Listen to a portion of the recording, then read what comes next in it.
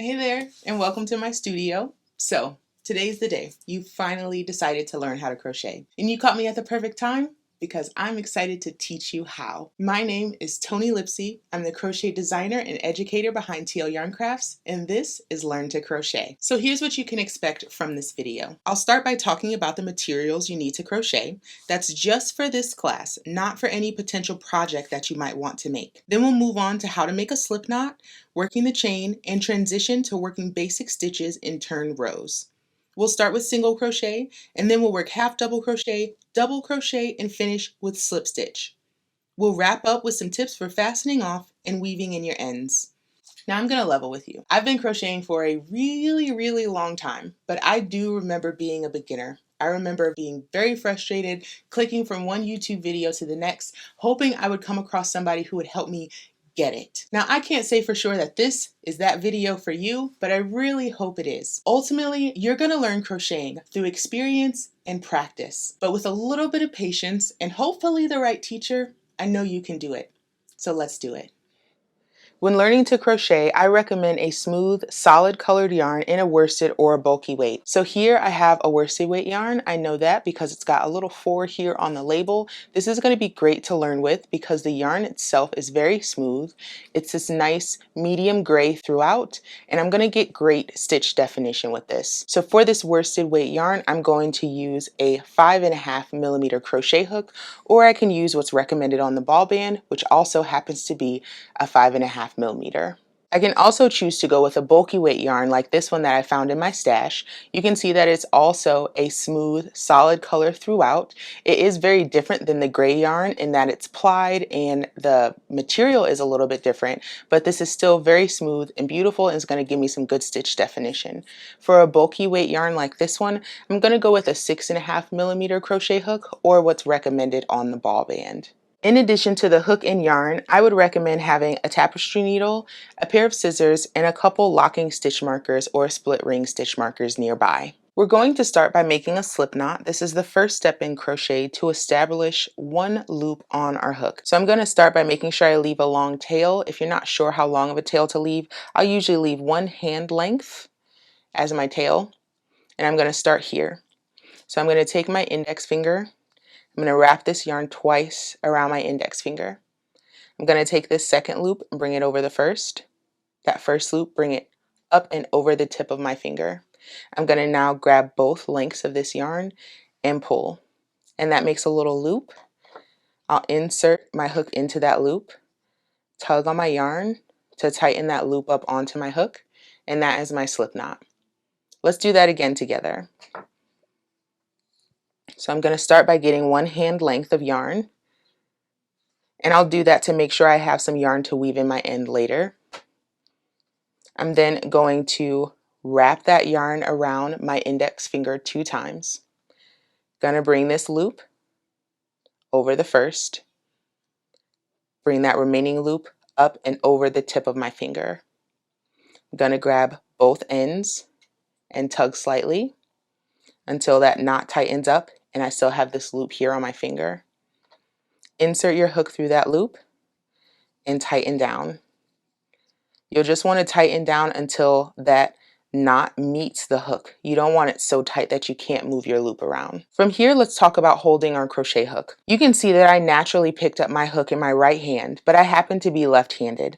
Just grab your hook in whatever feels natural to you. It doesn't have to be the hand that you write with. If you're left-handed and you pick it up with your left hand, great. Right-handed, pick it up with your right hand, also great. Right-handed and you pick it up with your left hand, that works too. Whatever feels most natural to you. Now, when it comes to holding your hook, you have pretty much 2 options.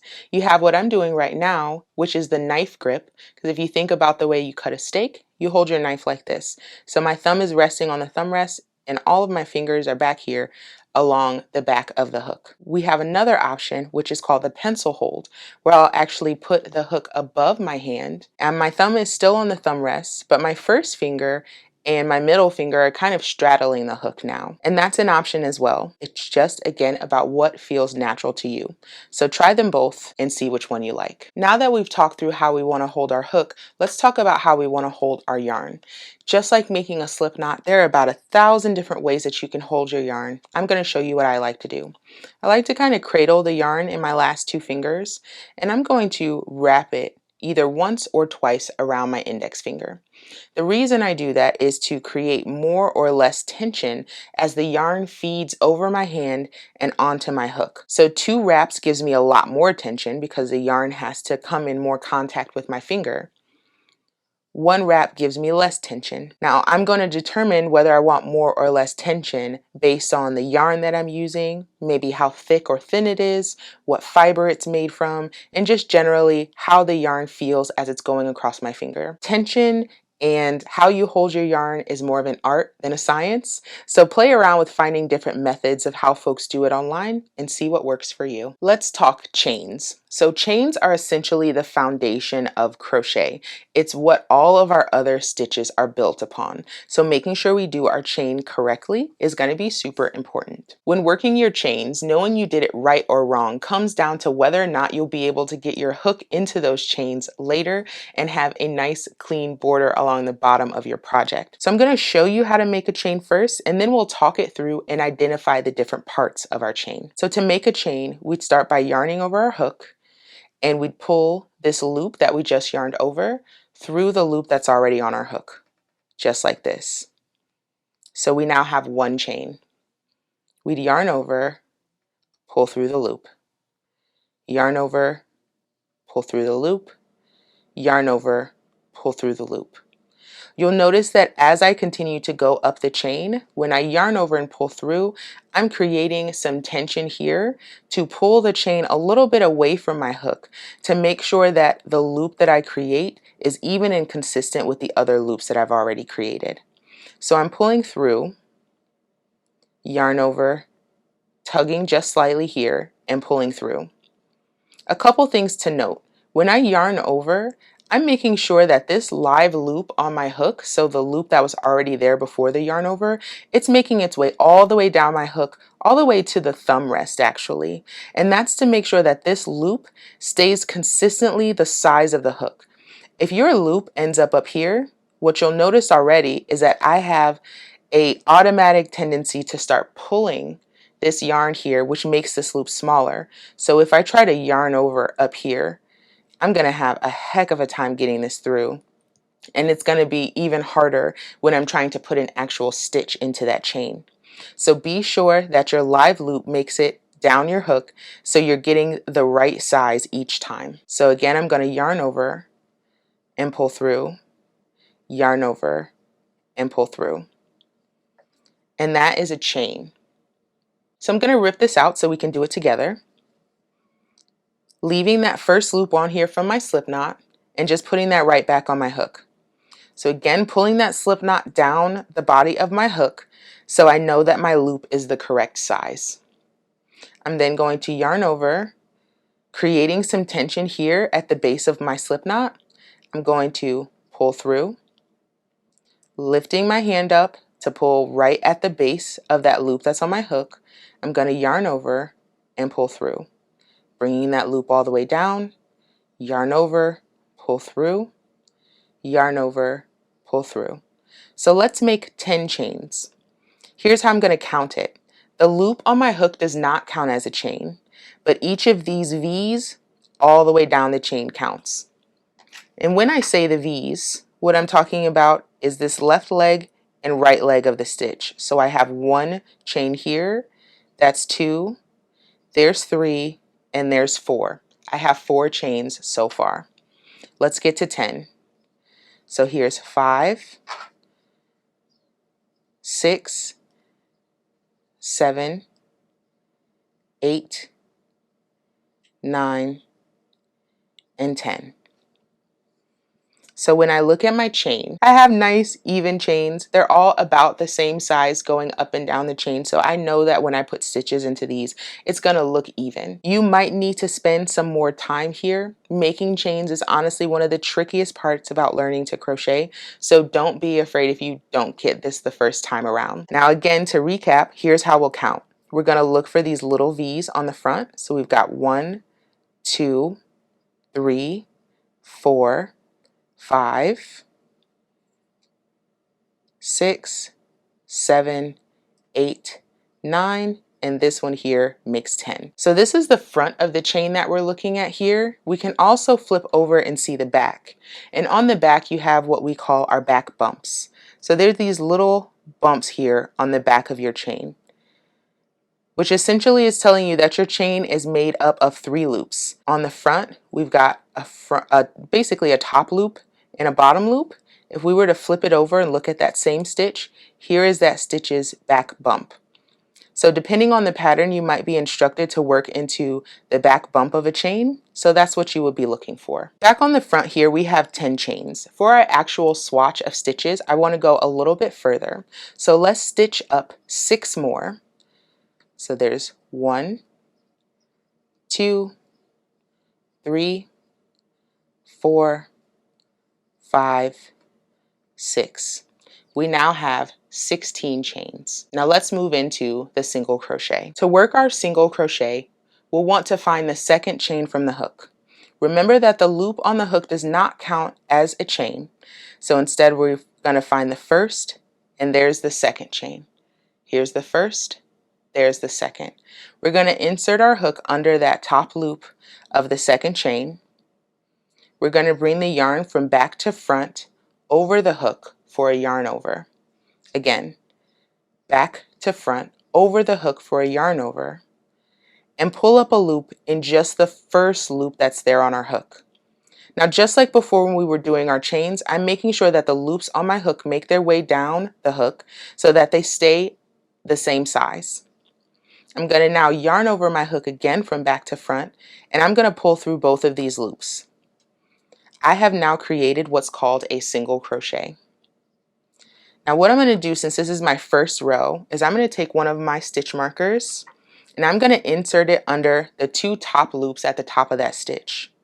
And the reason I'm going to do that is because when you're learning to crochet, sometimes it can be a little tricky to know what your first or last stitch of a row is to make sure you keep even edges. So these are going to be kind of like our training wheels. And when we don't need them anymore, we'll take them out, but for now, we'll leave them in. So that is one single crochet. It went into this chain. You can tell because that chain is now kind of elongated, so you can tell that there is a stitch in that chain. So we'll want to now go to the next chain and make another single crochet. That next chain is right here. So this is the chain we worked into. The next chain is right here. I'm going to go into that top loop. I now have 2 loops on my hook. I'm going to yarn over and pull through just the first loop. Still 2 loops on my hook. I'm now going to yarn over and pull through both of those loops to complete the single crochet. So now I have 2 single crochet stitches.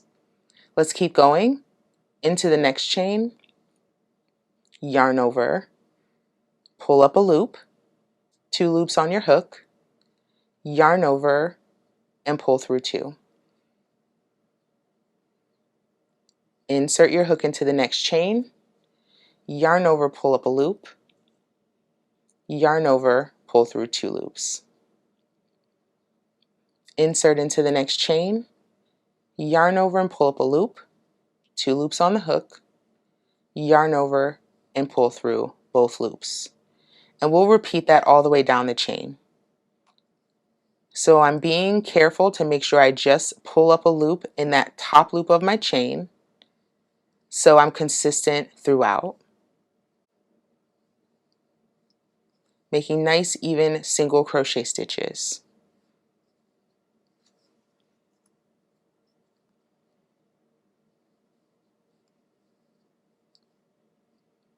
Insert, yarn over, pull up a loop, insert, or yarn over rather, and pull through 2. Insert, yarn over, pull up a loop, yarn over, pull through 2, Looking here, how many chains do I have left? I'm counting 1, 2, and 3. So I know I have 3 stitches left to the end of my row. So here's 1, here's 2, and here's 3. So let's talk about counting our stitches. We have 2 different ways to kind of look at our stitches. We can either look at the post or the loops at the top. We end up with a little V for the post or the body of our stitch. Now, in addition to the post or the body, we also have these bars here at the top. We'll call them loops. So we have our front loop, which is the one that's closest to us, this one right here. And we have the back loop of that same stitch, which is the one that's furthest from us. Both of these loops are part of this stitch. So I can count this V here at the top of the stitch when I'm counting my stitches.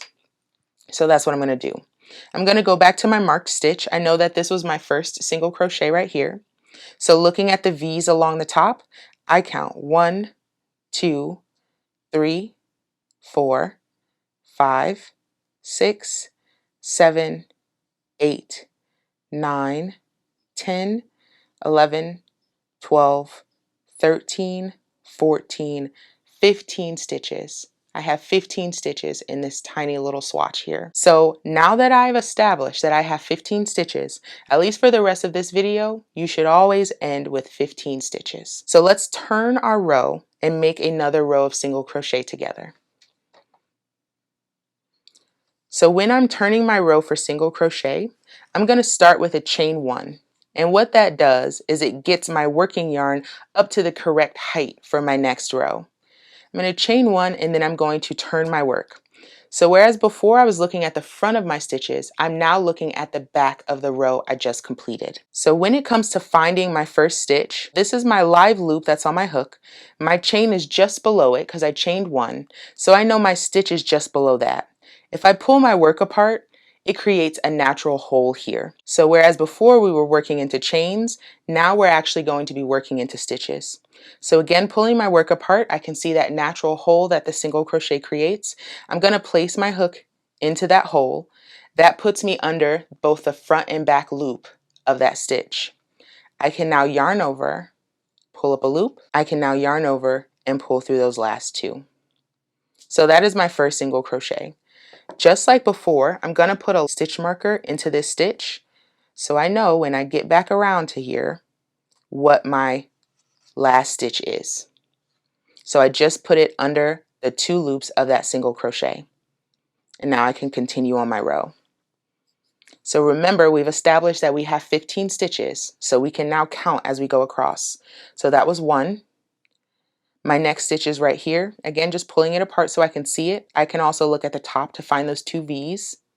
I'm working under those 2 V's, making sure I catch both of them and not just one of them. I'm going to yarn over, pull up a loop, yarn over, pull through 2. Next stitch, under both loops of that next stitch, yarn over, pull up a loop, yarn over, pull through 2, and continue that across.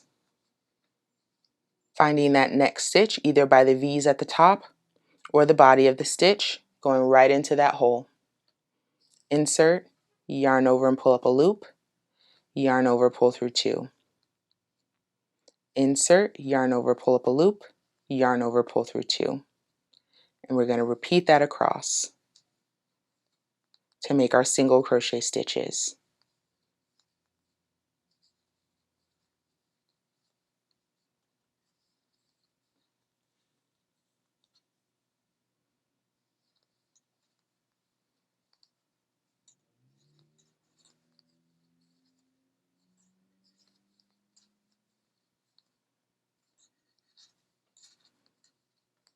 So here's where our training wheels come into play.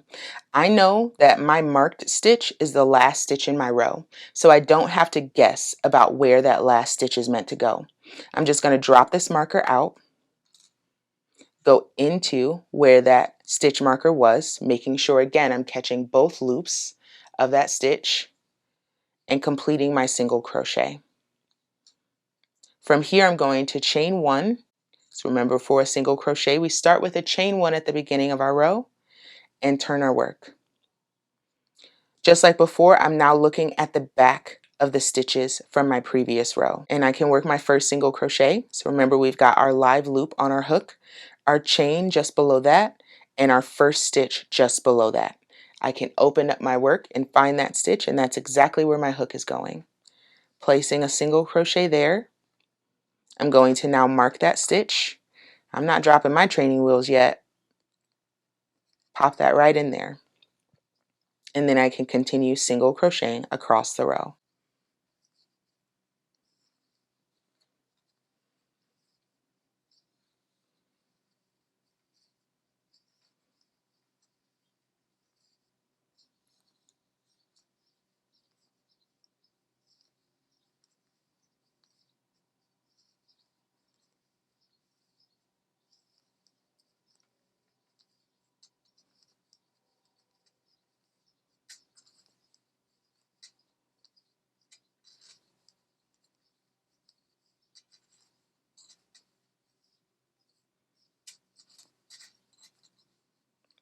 There we go.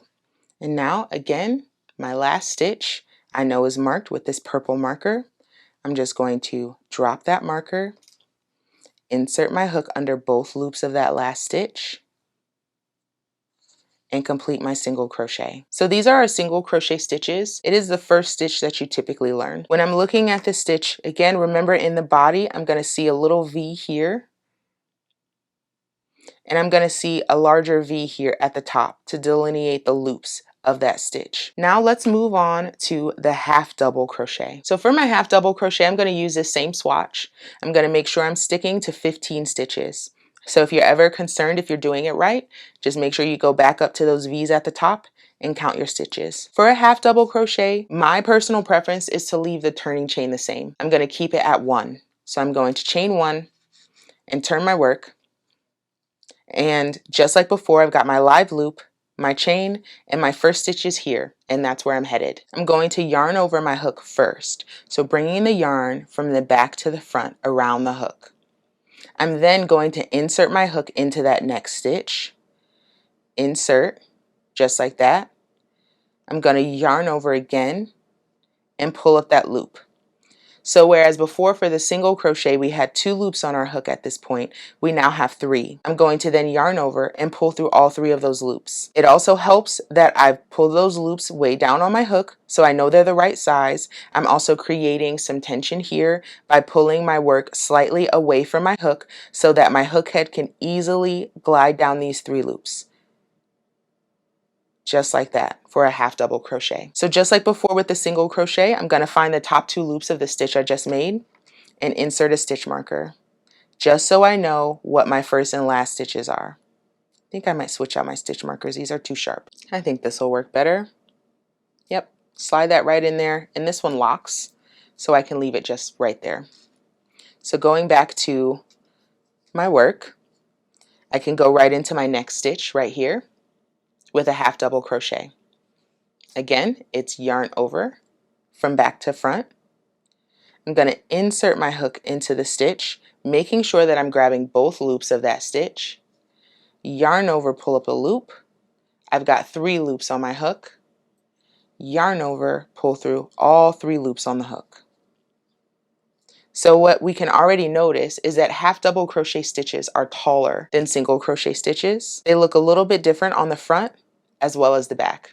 We'll look at the back momentarily. So again, to start our stitch, we're going to yarn over from back to front around the hook, insert our hook into the next stitch, yarn over, pull up a loop, 3 loops on my hook, bringing those loops down, bringing those loops down so I've got enough space on each one so that they're evenly sized, yarn over the hook and pull through all 3 loops. And we'll repeat that down the row. When we're done, we should still have 15 stitches.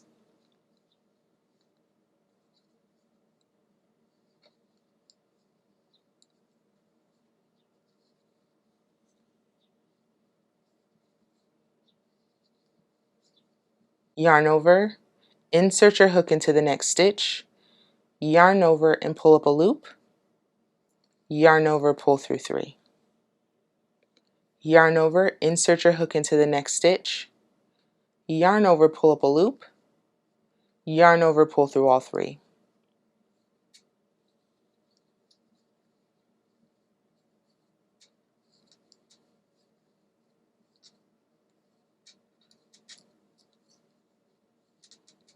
So I know that my last stitch is the one that I've marked here with my locking stitch marker. So I can just drop that marker out, making sure I don't lose that stitch. And I'm going to place a half double crochet there. Remember, it's yarn over, insert into the stitch, making sure you're catching both loops of that stitch. Then yarn over, pull up a loop, 3 loops on the hook, yarn over, pull through all 3. So that's our first row of half double crochet. Remember, for the turning chain, we're going to yarn over and pull through 1. That turning chain just makes us establish the correct height that we need. We can turn our work, find our live loop, our chain just below it, and our first stitch goes right in here. So now with a half double crochet, looking at the back, we see that it has what we call a third loop. So if we look at the front of our work, or the front of our half double crochet stitches at least, here's the post of the stitch. You can see kind of a long bar here. You've got the other side of the V here, and then it's got a bar going across the top. Up here we've got the 2 loops. Remember the front loop, which is the one that's closest to us, and the back loop, which is furthest from us. But if we rotate our work a little bit towards us, we'll notice that the half double crochet also has what we call a third loop. When we flip our work over, that third loop is what I'm seeing horizontally across here. So when I go to work my stitch with a single crochet, it was really obvious exactly where the hook goes. Here, it looks like I'm creating 2 different holes. Again, if we go to the top of the stitch, find the V that creates the top of that stitch, I know that I'm going just underneath that to make sure I'm catching those 2 loops. So for my first half double crochet, I'm going to yarn over my hook, insert my hook just under those top 2 loops, and complete my half double crochet stitch. I'm going to put my marker back in because I'm kind of loving these training wheels. And then I can work my half double crochet across my row. I'm going to yarn over, find those top 2 loops, insert my hook just under those top 2 loops, but again, making sure I catch both of them. Yarn over, pull up the loop, yarn over, pull through all 3. Yarn over, insert in the stitch, yarn over, pull up a loop, still making sure those loops make their way down my hook. I'm going to yarn over, pull through all 3, and repeat that across.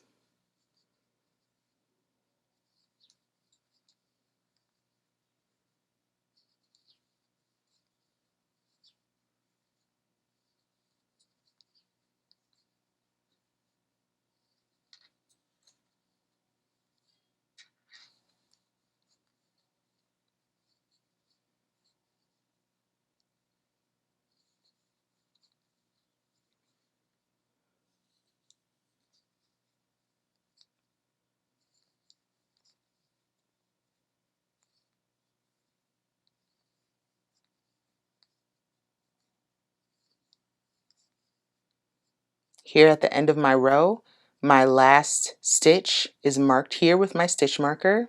So I'm just going to drop my marker, work my last stitch, making sure I still just catch the top 2 loops of that stitch, yarn over, pull up my loop, yarn over, pull through all 3. So now that I've gotten the hang of the half double crochet stitch, the moment of truth is going to be, am I maintaining my stitch count? Do I still have 15 stitches? So let's check. I'm going to start with this marked stitch over here. So this counts as 1. Again, I'm counting from the V's on the top. So this is 2, 3, 4, 5, 6, 7, 8, 9, 10, 11, 12, 13, here's 14, and 15. We're doing great. So now we can move on to the double crochet. So for the double crochet as well, I like to make my turning chain just one. This is usually where I catch a lot of flack because the double crochet is pretty tall, but to keep these nice clean edges here, for my single crochet, half double crochet, and double crochet, my turning chains are always one. Everybody does it a little bit different, so just find the process that works best for you. I'm going to now turn my work. I'm looking at the back of my half double crochet stitches. I'm going to first find where my stitch is meant to go. So I've got my live loop, my chain, just below that is my stitch. I'm going to make sure that I'm only going to catch the top 2 loops of that stitch. So for a double crochet, it starts off just like a half double crochet. I'm going to yarn over my hook. I'm going to then insert my hook into the stitch, yarn over and pull up a loop. Still got those same 3 loops on my hook. For a half double crochet, I would yarn over and pull through all 3 loops. But for a double crochet, we've got 2 steps here. We're going to yarn over and pull through just the first 2 loops. So if you want, you can kind of fit your finger between that second and third loop to make sure you don't catch that third loop. But we're just going to pull our hook through these first 2 loops. Just like this. And then we're going to yarn over and pull our hook through these last 2 loops. Just like that. And that's how we get a double crochet. See how tall that is compared to a half double and compared to a single. I'm going to put my training wheels back on, insert that stitch marker, and lock it down. I'm going to continue double crocheting across my row. So remember, I start with a yarn over. I'm going to find my next stitch, making sure I just work under those top 2 loops. I've yarned over, insert my hook into the stitch, yarn over and pull up a loop. 3 loops on my hook. I'm going to yarn over and pull through 2, yarn over and pull through 2. I know that my stitch is complete when I only have 1 loop left on my hook and I can move on to my next stitch. Yarn over, find the next stitch, working under just the top 2 loops of that stitch. Insert, yarn over, pull up a loop, yarn over, pull through just 2, yarn over, pull through 2 again. So just so you know, with my double crochet, I'm being very mindful to make sure that every loop that makes it onto my hook makes it all the way down my hook. So I'm still making sure I maintain the right size of my loops. Yarn over, insert, yarn over and pull up a loop, 3 loops on the hook, yarn over, pull through 2, bringing those down the hook to reestablish that size, yarn over, pull through 2 to finish the double crochet. Yarn over, pull up a loop, yarn over, pull through 2, yarn over, pull through 2. Yarn over, insert, yarn over and pull up a loop, yarn over, pull through 2, yarn over, pull through 2.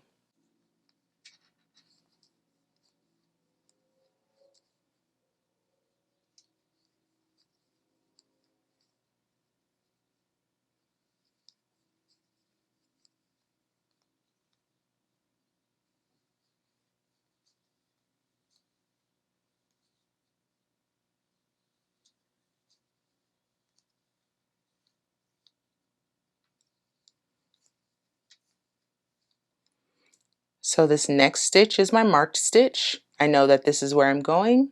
From my very last stitch, I'm going to drop my marker and place my double crochet right into that stitch. So let's take a look at double crochet for a second.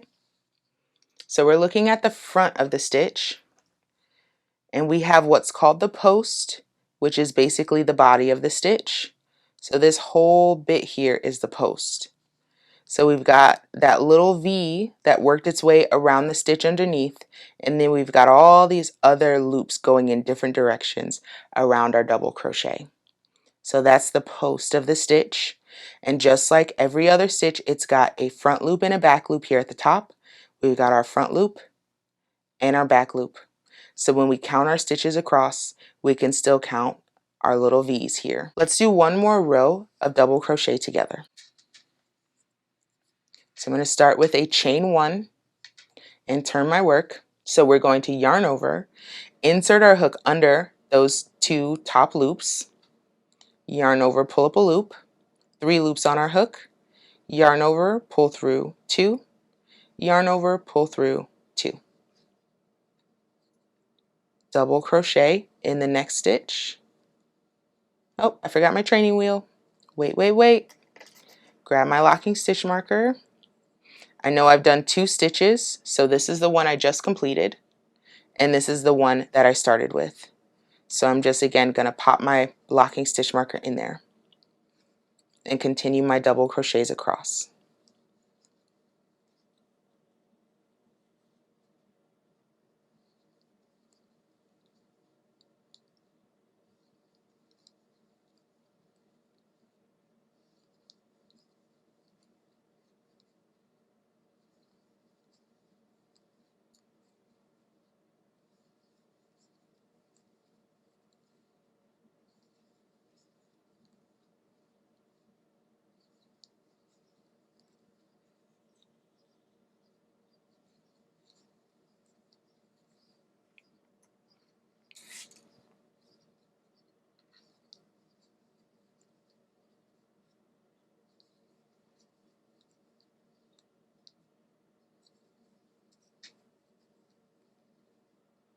So I've got my last stitch marked here with my stitch marker. I'm going to drop my marker and insert my hook under both loops of that stitch. Yarn over, pull up a loop, yarn over, pull through 2, yarn over, pull through 2. So at this point we have practiced single crochet stitches, half double crochet stitches, and double crochet stitches. Here at the top we can see the back of these double crochet stitches and the front of these double crochet stitches. Here I can see the front of this half double crochet stitch and the back of this half double crochet stitch. Just below it I see the front of this single crochet stitch and the back of this single crochet stitch. You'll want to get very comfortable doing what's called reading your stitches, knowing what is the post of your stitch, what is the front of your stitch, what is the back of your stitch. Knowing the anatomy, the loops, is going to be really important once you get into working patterns. We're going to do one more practice, that is for the slip stitch. I saved that for the end because I find that slip stitches are easier to work into actual stitches than to work into chains. So for our slip stitch, I'm going to start again with a chain 1 and turn my work. I'm not going to worry about my training wheels on this one. This will be our last row on this swatch. So for this stitch, we're going to go under the top 2 loops of this double crochet, insert our hook, we're going to yarn over and pull up a loop, and then we're going to pull this loop through the other loop on our hook, just like this. And that is a slip stitch. Again, we're going to go into the stitch, yarn over, pull up a loop, and then pull through the remaining loop on the hook. Slip stitches can be quite tricky because they're already a pretty small and condensed stitch, and since you're not creating a lot of movement with this stitch, it can get really tight. So try your best to keep your working yarn loose and keep pretty flexible on the hand that's holding the hook. So insert, yarn over, pull up a loop, and then pull through the remaining loop on your hook. Insert, yarn over, and pull up a loop. So I'm being really conscious here not to pull this yarn. This working yarn is this loop here on my hook. I'm keeping that loop nice and high and just pulling right through the loop that's on my hook. Insert, yarn over, and pull up a loop. Pull through the remaining loop that's on the hook. Slip stitches are used for decorative purposes, to join rows, to help you travel from one place to another in your fabric. They're a really versatile stitch.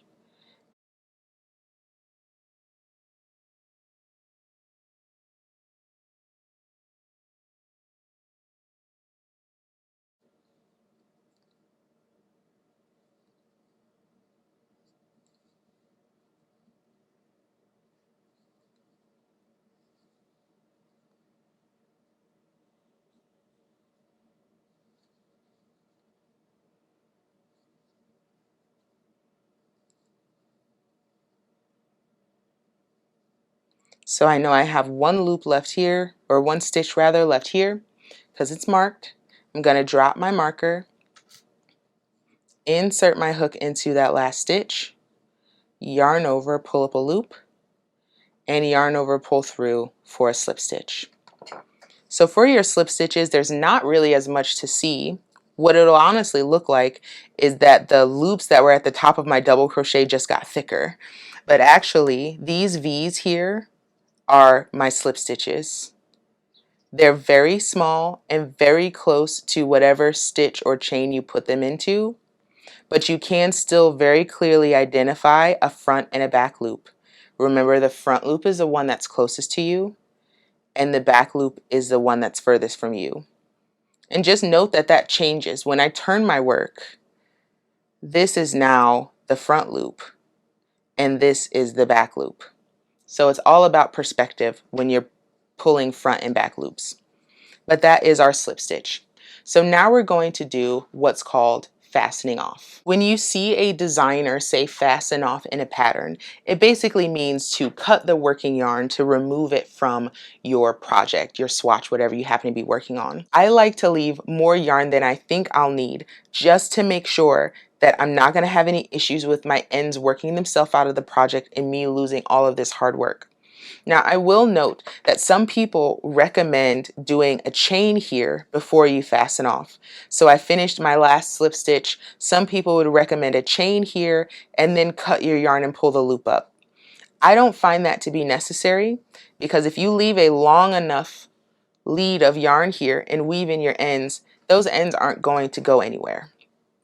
So I'm leaving a long length of yarn. I'm going to cut it right from the ball.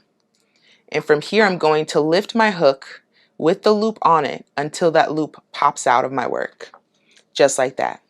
So now I'm left with my swatch and these two ends.